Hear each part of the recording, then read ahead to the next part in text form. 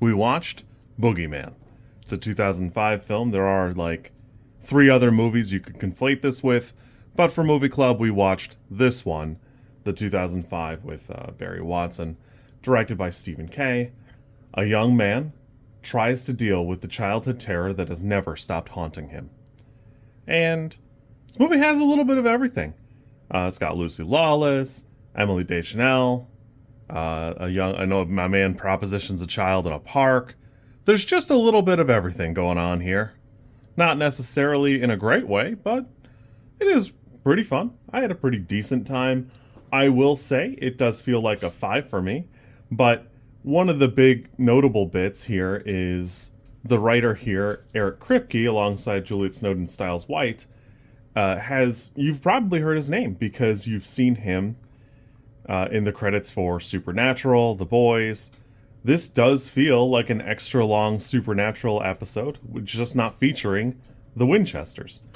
And to its credit, sometimes that was the weakness of Supernatural. I know you nerds don't like to hear that, but there is elements of this where the creatures are not scary because they're facing the Supernatural brothers.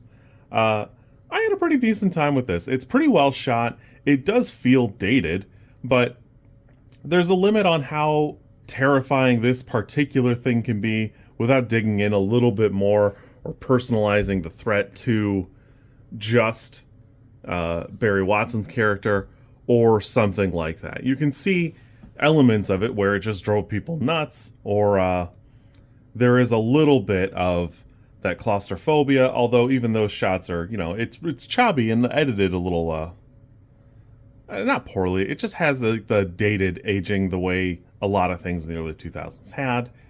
But it's pretty entertaining. This Movie Club, so, there's something there. At 89 minutes, it is a little bit long of a romp for what feels like a very specific kind of thing, but overall it stays pretty fresh and crisp. Nothing here seems to drag overly long, and it doesn't linger too long on a certain area. This was supposed to be one of our Thanksgiving movies, and it is technically a Thanksgiving movie. I will grant you that. They say outright that it is the weekend of Thanksgiving. It's right there. You're good to go here. It's entertaining. It stays pretty fresh and crisp. Like I said, it's a little dated from the early 2000s. It does use some tropes pretty heavily. Without spoiling it, you'll know it when you see it, but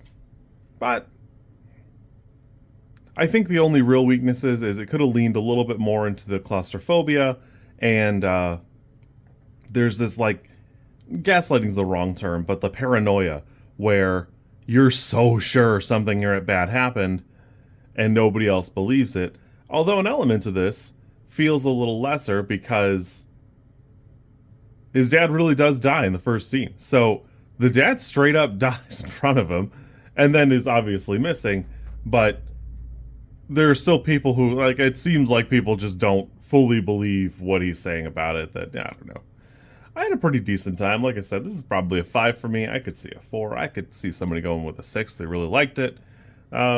You can see Stephen Kay definitely had an interesting future ahead of him. He's had quite a career, even if you just look at the stuff he's releasing now on Paramount.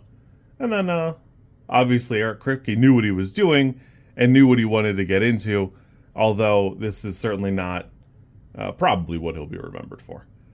Juliet Snowden and Stiles White also have a handful of different history bits that I think are going to shake out pretty well, too. I had a fun time. This isn't entertaining, but on to the next. You kids be good. I will catch you later.